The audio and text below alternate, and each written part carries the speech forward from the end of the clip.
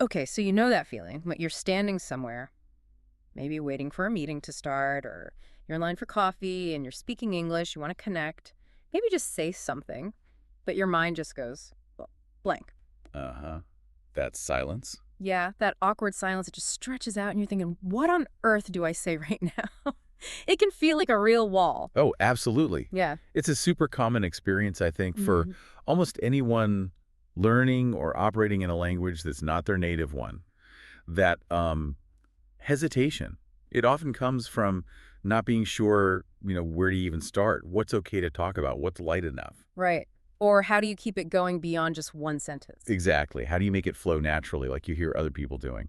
And it's frustrating, isn't it? Because you feel like you're missing out on chances to, I don't know, build a bit of rapport or just feel more comfortable in those everyday moments where English is the common ground. Yeah, those little interactions add up. But that feeling, that awkwardness, we're actually going to dive deep into that today. We got our hands on some really insightful material, basically like a guide focused specifically on this thing called small talk in English. That's right.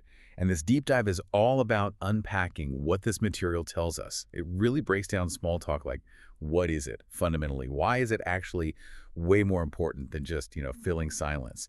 And it gives really clear, practical advice on how to handle those first steps in a conversation. Okay, so our mission here is to take all the good stuff from this material and make it really useful for you, the listener. We're going to explore the definition, get into why it matters so much in places like the US, the UK, Canada, Australia. The cultural weight it carries. Exactly. And get specific what topics usually work, what should you probably steer clear of, and crucially, how does understanding the whole cultural side of it help you sound and feel more natural and confident when you're speaking English? Yeah, the goal really is to help you move past that, uh-oh, what do I say, moment, to give you the understanding and maybe some tools to feel more prepared, more comfortable. Because as the material really emphasizes, small talk isn't trivial. It's actually a key skill for building connections and just navigating the social world in English. Okay, let's get into it then, starting right at the source, based on this material. Yeah. What actually is small talk? When we use that term, what are we defining? Fundamentally, the material defines it as light, casual conversation. It draws a very clear line. This is not about deep, serious, or heavy topics. Okay. The focus is squarely on everyday things, the kind of low-stakes, surface-level aspects of life. Think things you can talk about easily without revealing too much personal detail or getting into anything controversial. So definitely surface level. We're not launching into our life story or debating complex issues or sharing our biggest worries 5 minutes after meeting someone. Keep it light, keep it simple. That seems to be the core idea. That's the what. But the material quickly pivots to the why. This isn't just pointless chatter. It serves really specific purposes in conversation. Right. And what are those purposes highlighted in the source? Well, several key ones. First, maybe most importantly, it helps people feel comfortable together. Whether it's two people or a small group, it sort of warms up the social atmosphere, makes things feel less stiff or awkward. Ah, okay. Like a social lubricant almost. Exactly. It eases people into interacting. It also plays a role in building connections. Now, these might be very brief, temporary connections, like with a cashier or someone you sit next to briefly. Or they could be the very first step towards a deeper relationship, like with a new colleague. Precisely. It's that initial acknowledgement, establishing just a baseline level of rapport. And obviously, it directly tackles that awkward silence problem we mentioned. Small talk is the culturally accepted way to fill those potentially uncomfortable gaps. It's like the default setting for starting an interaction or bridging a pause. The material had a really good example, didn't it? About the airplane scenario. It did, yeah. Yeah. It asks you to picture two strangers assigned seats next to each other on a flight. Okay.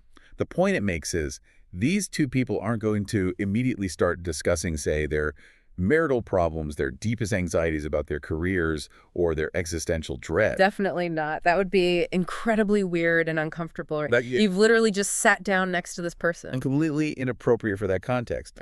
Instead, the material suggests one person might lean over and say something super simple like, wow, looks like we're going to have a smooth flight today. Or, gosh, this flight is packed. Or maybe comment on the view if you're by the window. Something really basic. Exactly. And that tiny comment looks like a smooth flight. It achieves all those purposes we just talked about. Yeah. It breaks the silence, first off, in a totally non-threatening way. Right. It acknowledges the shared situation.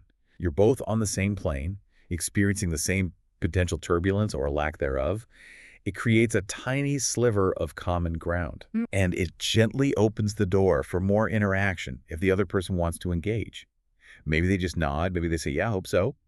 It doesn't force anything, but it makes the shared space feel a little less anonymous, a little more comfortable than just sitting in silence next to a complete unknown.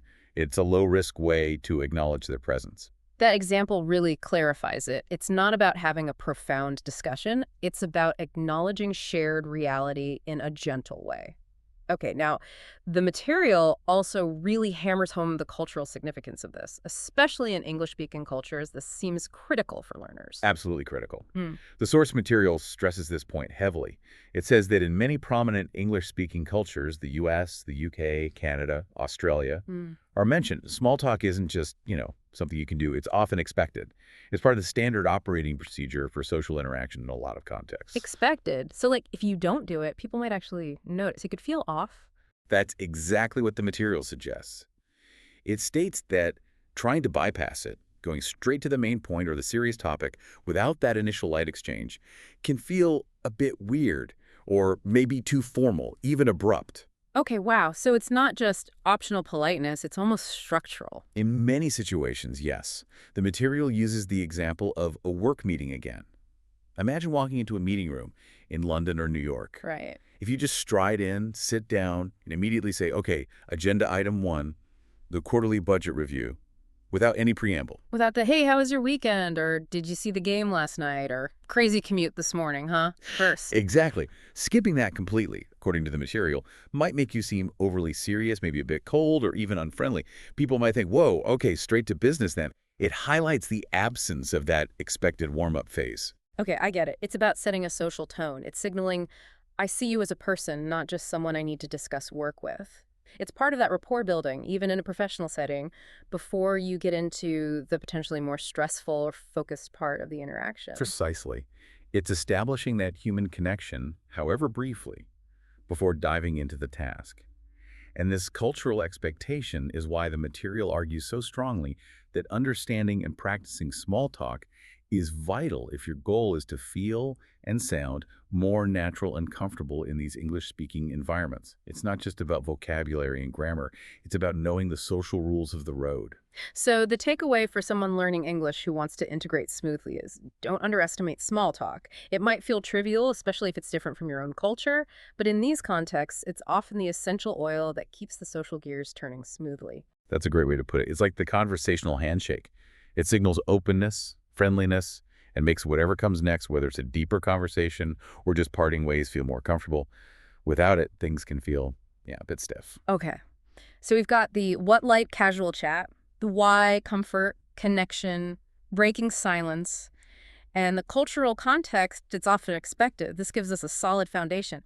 But now for the really practical part, the material covers, okay, I know I should do it, but what do I actually talk about? What are the safe bets? Right, the how-tos. And the material provides a really helpful list of common topics. It specifically calls them topics that work in almost any situation. These are your go-to options. And number one on the list, almost predictably, is the weather.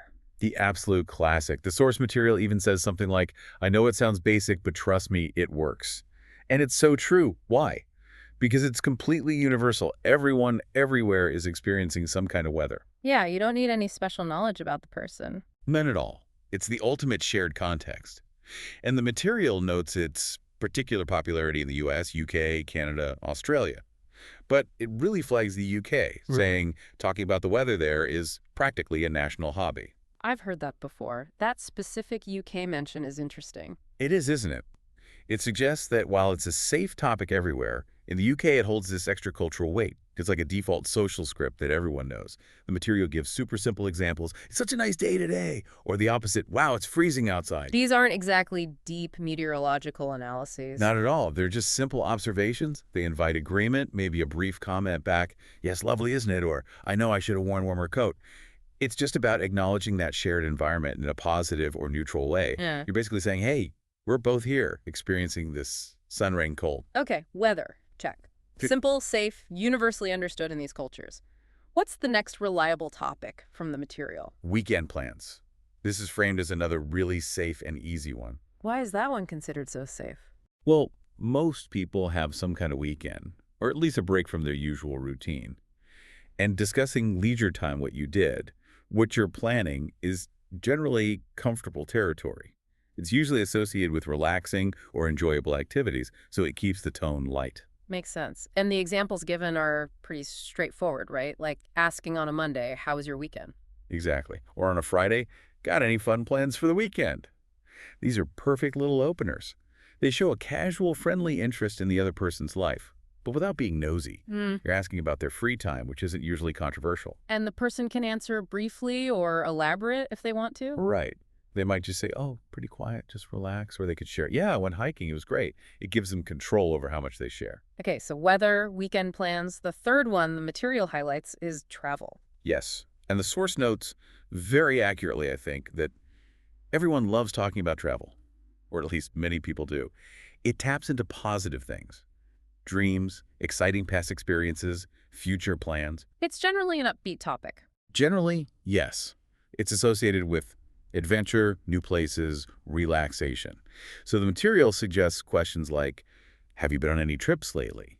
Or a more aspirational one, what's your dream travel destination? Those are good openers because they invite more than just a yes/no answer. Exactly. And this is where the material brings in a really crucial point about making small talk actually work: the importance of follow-up questions. Ah, right. It's not just about asking the first question. Definitely not. If someone says, yeah, I went to Italy last year, the material suggests following up with something like, oh, that sounds amazing. What was your favorite part? Or, wow, Italy. Anywhere specific. That's key, isn't it? It shows you were actually It listening. shows you're listening, and it keeps the conversation alive. It turns it from a simple Q&A into a mini interaction. As the material implies, follow-up questions are how you keep the conversation going. You pick up on something they said and gently toss the conversational ball back. It makes it a dialogue, not an interrogation. That's a really practical tip. Listen for cues and ask something related. Okay. Weather, weekend, travel. What was the fourth safe zone mentioned? Food. The material calls this one super easy because, well, everyone eats. It's another universal connector. Can't argue with that. Right. So whether you're talking about trying new restaurants, cooking at home, different cuisines, or even just what you had for lunch, it's usually pretty accessible ground. And the example questions are simple entry points. Yeah, things like, have you tried any good restaurants lately? Or maybe, do you like cooking? Straightforward. Very. Most people have some opinion or experience related to food. Maybe they're a foodie. Maybe they just know a good local pizza place. Maybe they hate cooking but love eating out. Whatever it is, they can usually respond to these prompts. As the source says, you can quickly have a conversation, starting from here. It lets people share preferences or experiences without getting too personal. Okay, so let's just recap those safe zones from the material. We've got weather, weekend plans, travel, and food. You touched on why they're safe, but let's just spell it out based on the goal of small talk. Sure. If the goal is comfort, breaking silence, building light connections, these topics are ideal because, one, they're generally neutral. They don't usually carry strong emotional charges or lead to arguments like, say, politics might. Right. Two, they're non-intrusive. You can talk about the weather or your favorite food without revealing deep personal secrets. You control the level of detail. And three, they're highly relatable. Almost everyone experiences weather, has weekends, eats food, and has thoughts or experiences about travel. This makes it easy for both people to participate and find some even tiny common ground. There are low-risk, high-accessibility conversation starters. That makes perfect sense when you frame it around the purpose of creating that easy, comfortable initial interaction. Okay, so we have our toolkit of go-to topics. But just as important, the material stresses, is knowing what not to talk about, the conversational minefields to avoid. Yes, this is crucial. Avoiding pitfalls is just as important as knowing the safe paths. Making someone uncomfortable or causing offense completely defeats the purpose of small talk. And the first big avoid topic on the list is politics. The material is very direct about this. The reason? People have very strong opinions about it, and it warns that a casual comment can escalate into a debate really quickly. Yeah, that sounds like a recipe for awkwardness or worse. Definitely. And the material adds that important nuance. Especially in the U.S., it recognizes that the political climate can be particularly polarized and sensitive in certain places. So unless you know someone really well, Unless you know them well, understand their views, and maybe even have a tacit agreement that political discussion is okay between you, it's generally best avoided for light, initial small talk. The goal is Rapport, comfort, connection politics often achieves the opposite with strangers or acquaintances. It's just too high risk. Okay, duly noted. Politics is out for small talk. What's next on the avoid list? Money, personal finances. Ah, okay. Why is that one considered off limits? The material explains it clearly. Asking direct questions like, how much money do you make? Or even, wow, nice car, how much did that cost? Can make people feel really uncomfortable. Yeah, I can see that. And it specifically mentions that in many cultures, including dominant English-speaking ones, discussing personal financial details with people you don't know well is often considered rude or intrusive. It feels like prying. Exactly. Income, wealth, how much things cost, these are generally seen as private matters. Bring them up in casual conversation can feel invasive, maybe even judgmental. Small talk relies on respecting boundaries, and financial questions often cross that line. Okay, so no politics, no money talk. The third area the material flags is broadly termed personal topics. What falls under that?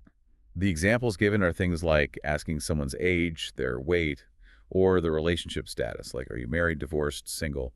The material says these topics can be a bit awkward. Well, think about it.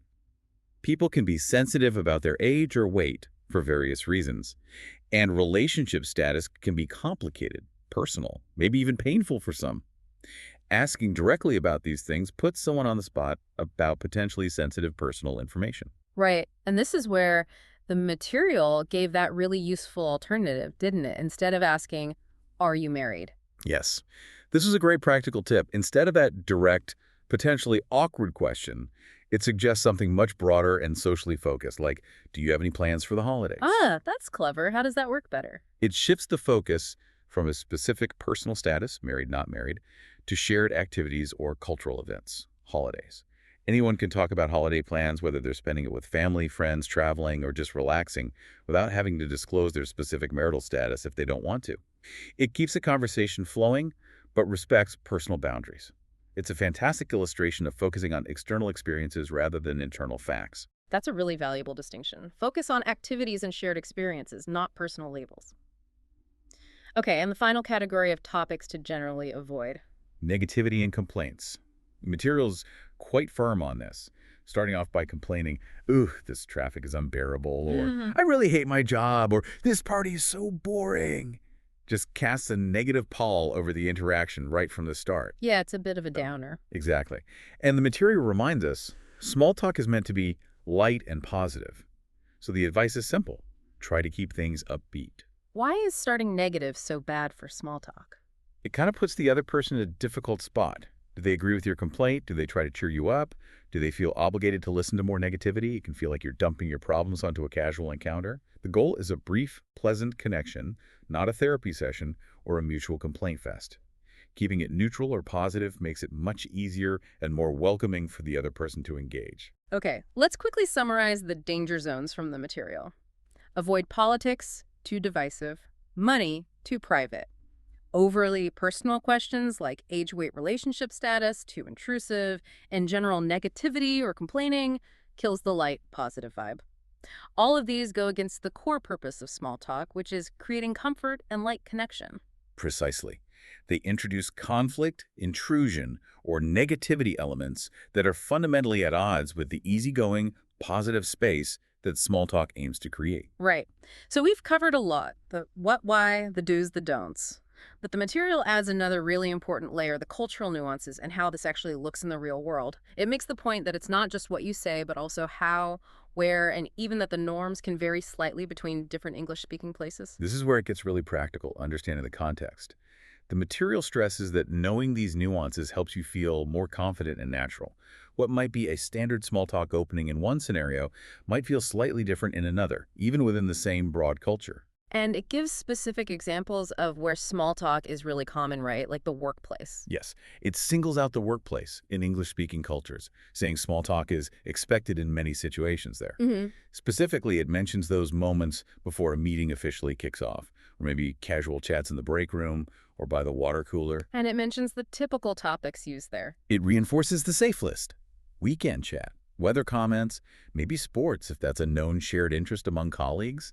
Nothing too heavy. And it circles back to that idea of skipping it being potentially negative. Exactly. It reiterates that point about the US or UK workplace. Jumping straight into the work agenda without that initial bit of light chat might make you seem a bit too serious or even unfriendly. So, in that context, small talk isn't just filler, it's actually part of maintaining workplace relationships. That's the implication. It's about acknowledging your colleagues as people first, building that team cohesion and friendly atmosphere before you tackle the tasks.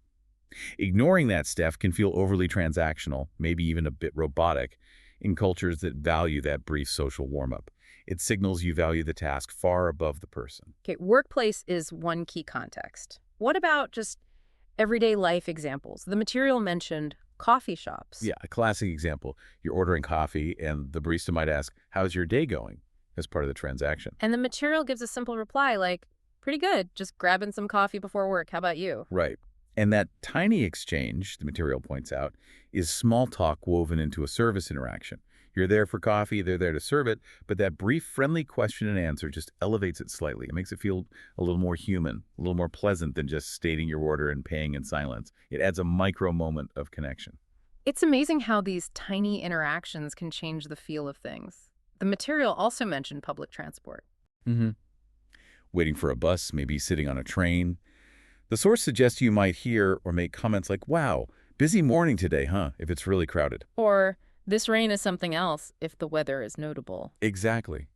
Again, simple observations tied to the immediate shared environment. Everyone at the bus stop is experiencing the same crowd or the same downpour. And the material made a point about what these comments achieve. Yes, it explicitly states that these small comments like these help people feel more connected, even with strangers. It's a really interesting observation.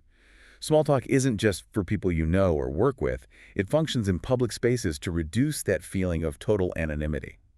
Just a brief acknowledgement of shared experience can make people feel, yeah, a tiny bit more connected to the strangers around them. It's social glue working subtly in public. Feeling connected even with strangers through simple comments, that's quite powerful when you think about it. And the material brought back the British weather example here too, didn't it? It did. It circled back to really emphasize how weather talk functions, specifically in British culture, calling it that easy, neutral topic that can work in almost any situation there. And gave those quintessential examples. Lovely day today, isn't it? Or the classic, slightly more downbeat, looks like it's going to rain again. Right. And bringing that example back, along with the national hobby comment from earlier, really hammers home how a seemingly insignificant topic can become a deeply embedded cultural tool for initiating contact, filling silence, and navigating social moments. It's like a shared code. It also highlights that even within English-speaking culture, there are these local flavors and specific nuances. These examples really drive home that small talk isn't just about language proficiency. It's about understanding and participating in a cultural practice. It's part of the social software.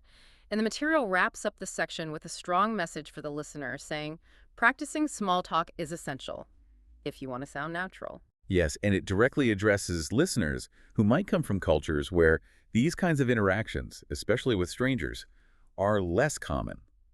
The material is very clear. In English-speaking countries, small talk is a normal and expected part of daily conversation.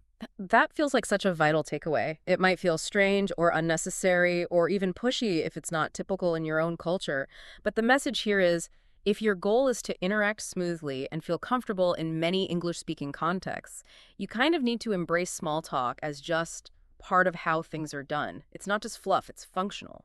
It definitely can require a mental shift, maybe a cultural adjustment for some people, to recognize that these brief, sometimes surface-level exchanges aren't meaningless. They are valued because they make social interactions smoother, less awkward, and help people feel more at ease with each other. Okay, wow. So this deep dive, really following the path laid out by the source material, has covered a lot of ground. We've got the definition, the purpose, the cultural weight, the safe topics, weather, weekends, travel, food, and the topics to avoid: politics, money, deep personal stuff, negativity, all backed up by examples. And we looked at where it happens: work, coffee shops, public transport, and how it functions differently even within English-speaking cultures, like the UK weather focus. It's definitely more complex than just chatting, isn't it? There's a real structure and purpose underneath it all. There really is. It's a specific communication tool with its own set of informal rules. And the great thing is, the material doesn't just leave us with the theory. It gives you, the listener, a really concrete way to start putting this into practice. Yeah, it ends with a very simple, practical three-step challenge, something you can try almost immediately. Okay, what are the steps? Step one is, Step 1. Just try to start a small talk conversation in English. Find a low-stakes opportunity, maybe with a cashier, someone you're waiting near, a colleague before a meeting, and initiate. okay, take the plunge. Step two. Step 2. Listen to their response, and then try to ask one relevant follow-up question.